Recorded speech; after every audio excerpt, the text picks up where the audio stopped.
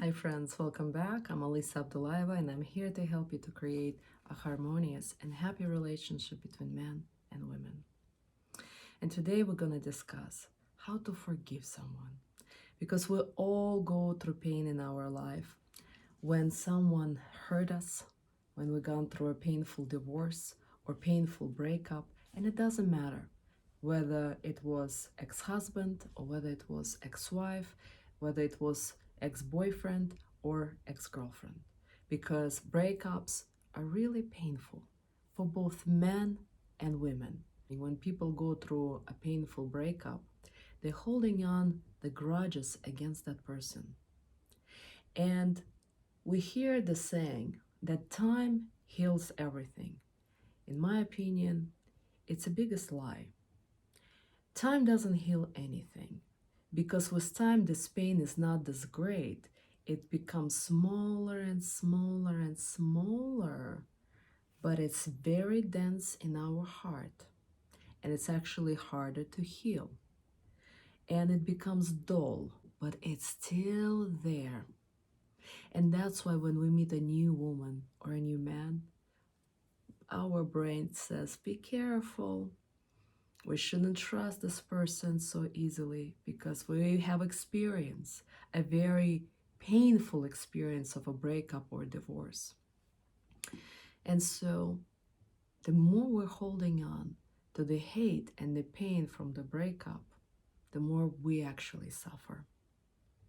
It's like actually taking the poison and hoping that someone gonna be hurting. Because this feeling of hate, this feeling of anger and resentment, it's poisoning only us. And therefore we gotta be responsible for our own happiness and heal that pain. And how can we heal that pain? Because the more you're resenting this person, the more you're hating them, the more you're suffering again. Because hate cannot push away the hate.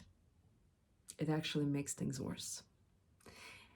And what can heal the hate and how you can forgive someone is by filling yourself up with love. And that's where another big misconception kicks in. That men and women think that if they're gonna find somebody else and when they're gonna fall in love, that pain will go away. And that doesn't work this way either. Because as a human beings, we cannot give unconditional love to a boyfriend, girlfriend, husband, or wife. The best case scenario, if we're emotionally healthy, we can give that to our children. But love between men and women are not unconditional at all. It's very conditional. Men really want sexual intimacy. Women want real emotional closeness. And that's how they exchange. Men need a woman for something else. Women need a man for something else. And they create this partnership. And so, hoping that a man or a woman, your next boyfriend or girlfriend, husband or wife, can give you this unconditional love so you can heal that pain from the previous relationship, it's very silly. And then the question is, if we can get that love from a future man and woman, where can we get this love? And I'll tell you something, my friends, that maybe some of you are not even ready to hear that, but I'll say it anyway. We can get this love from above, from a higher power. Working 19 years as a clinical hypnotherapist, I've helped people to overcome anxieties, traumas, really nasty and painful divorces and breakups. But I'll be very authentic with you.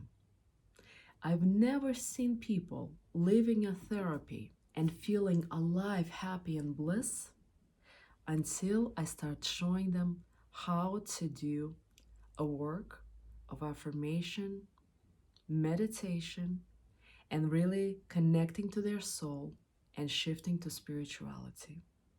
Therapy works on the realm of mind, but it doesn't work on the realm of soul. It helps you to understand what mistakes you've done in life, where you can take responsibility, for why the relationship didn't work or why the marriage didn't work. And it can help you to heal the trauma. But the soul is still going to be empty. And soul wants to feel this love. It's for both men and women.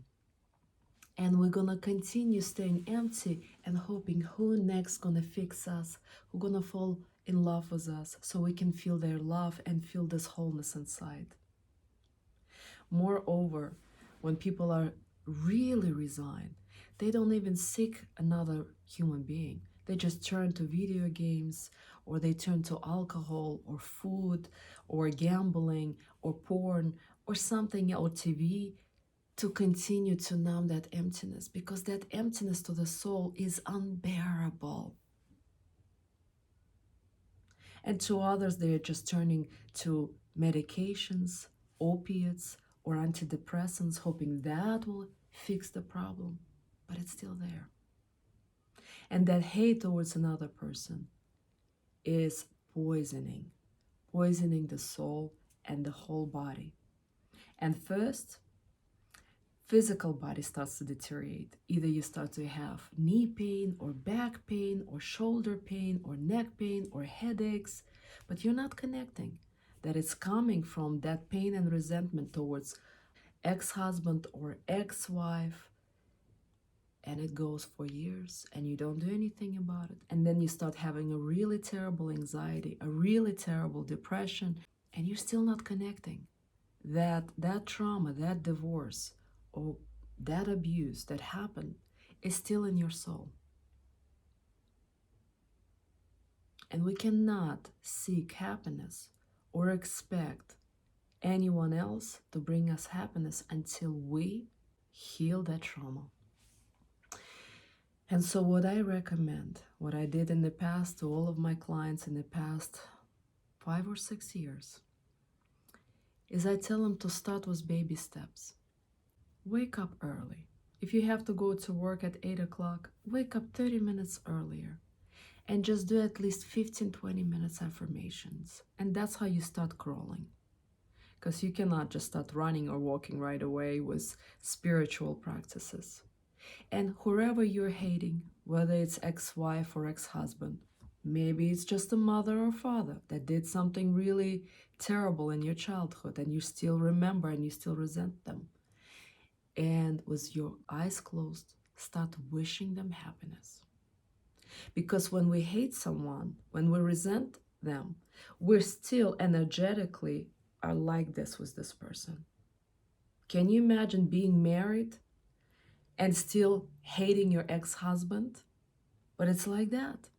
And you're not giving this husband a chance because you're still hating ex-husband from 10 years ago.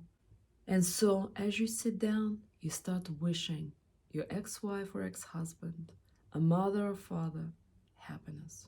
Just tell them, I wish you happiness. I wish you happiness. The more you repeat that out loud, you're going to start noticing that after 15-20 minutes, you're not as angry at them as you used to be. And the second day, the anger and hate goes even lower.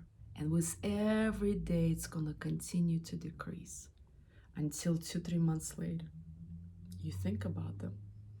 And you no longer feel any hate and resentment. And that means you're emotionally disconnected from them. And that's, my friend, is true freedom. You are no longer in your soul connected to that person who did you wrong. And that's how you can forgive them, because now you filled yourself up with the love and happiness. Because when you wish someone happiness, the happiness comes to you. When you wish someone that you resent and hate happiness, the universe fills you with love. And only with that love, you can actually forgive someone who did you wrong. So I hope it's been helpful, because I wish you all happiness. I wish you happiness and harmony with your partner, whether current one or a future one, when you find them. Namaste. Until next time.